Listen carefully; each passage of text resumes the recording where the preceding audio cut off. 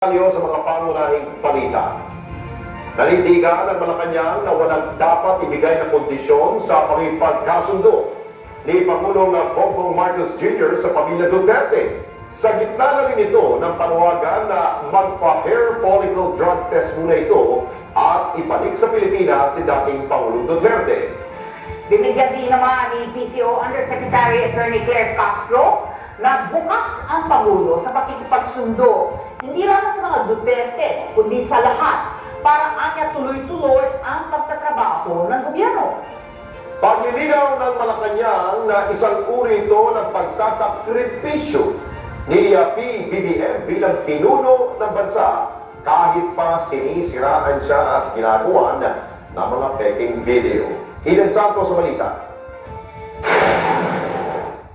Wala umanong dapat nakaakibat na kondisyon ng pagkakasundo ng pamilya Duterte at ni Pangulong Ferdinand Marcos Jr. Yan ang sagot ni Presidential Communications Office Undersecretary Claire Castro. Sinabi kasi ni na dating Presidential Spokesperson Attorney Harry Roque at dating Presidential Legal Counsel Attorney Salvador Panelo na posible lamang ang reconciliation kung gagawa ng hakbang ang Pangulo para maibalik sa bansa si dating Pangulong Rodrigo Duterte na nakakulong sa The Hague, Netherlands matapos isuko ng gobyerno sa International Criminal Court o ICC.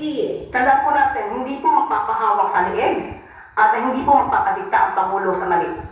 Hindi po tatalikuran at babalik ng Pangulo ang batas para lamang pagsilbihan ang personal na interes ng ilan. So, tandaan po natin, lagi pong sa batas ang Pangulo. Kaibigan o batas?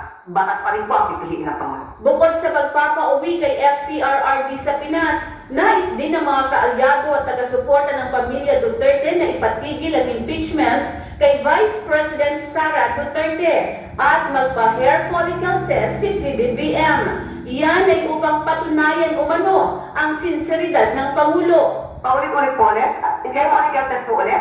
Layon anya ng reconciliation ay para magkaroon ng stability at hindi madiskaril ang trabaho ng gobyerno. Ang pakikipagkasundo sa lahat, hindi lamang para sa mga Duterte, ay tama lang po na gawain ng Pangulo bilang ama ng bansa. Magsasakripisyo na siya kahit sila po yung sinisiraan, kahit sila po yung binibigyan ng maling kwento at binibigyan at ginagawa ng peke na video. Yan po ang dapat na gawin talaga ng isang ama ng bansa. Salamat po. Eden Santos para sa Mata ng Agila. Matatag, matapang, matapat.